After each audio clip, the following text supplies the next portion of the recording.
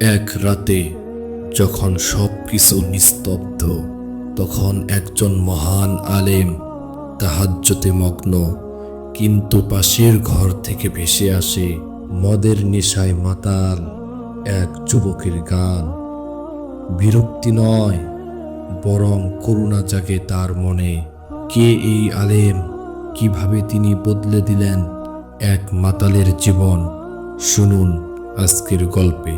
এই ভিডিওর চরিত্র, ছবি ও ভিজুয়াল উপস্থাপন শুধুমাত্র শিক্ষামূলক উদ্দেশ্যে চিত্রায়িত। এগুলোকে বাস্তব সাহাবী, অলি বা ইমামদের নির্ভুল প্রতিচ্ছবি ভাববেন না। আমাদের উদ্দেশ্য ইতিহাস ও ইসলামী শিক্ষা সহজভাবে উপস্থাপন করা। আল্লাহ আমাদের এই প্রচেষ্টা কবুল করুন।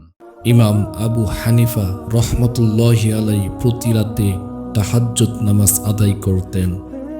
তিনি কুরআন তেলাওয়াত করে রাত কাটাতেন।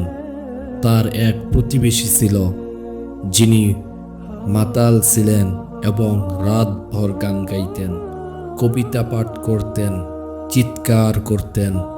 প্রতিদিন ইমাম সাহেব তা শুনতেন, কিন্তু কখনো প্রতিবাদ করতেন না, বরং তার অন্তরে করুণা তৈরি হতো। এই যুবক কত পথভ্রষ্ট। একদিন ইমাম সাহেব জানতে পারলেন সেই যুবককে কারাগারে পাঠানো হয়েছে। তিনি সরাসরি গভর্নরের কাছে গেলেন এবং বললেন, সে আমার প্রতিবেশী, আমি তার দায়িত্ব নিচ্ছি। আপনি যদি দয়া করে তাকে ছেড়ে দেন, আমি কৃতজ্ঞ থাকব।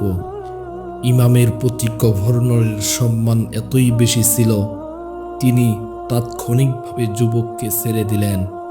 যুবকটি বেরিয়ে এসে দেখল ইমাম আবু হানিফা রহমতুল্লাহি আলাইহি তার জন্য দাঁড়িয়ে আছেন।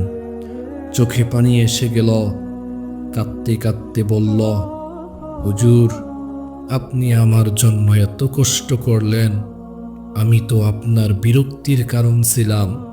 ইমাম হেসে বললেন, তুমি আমার প্রতিবেশী। ইসলাম প্রতিবেশীর প্রতি দায়িত্ব শেখায়। সেই দিনের পর থেকে যুবকটি মদ ছেড়ে দিল, নিয়মিত নামাজ শুরু করল এবং পরবর্তীতে একজন ভালো মুসলমানে পরিণত হল। বন্ধুরা, ইসলাম আমাদের শেখায় ধৈর্য, সহানুভূতি এবং ক্ষমার গুরুত্ব। ইমাম আবু হানিফা রহমতুল্লাহি আলাইহির এই ঘটনা আমাদের মনে করিয়ে দেয়, প্রেম ও করুণা দিয়ে মানুষকে সঠিক পথে আনা যায়।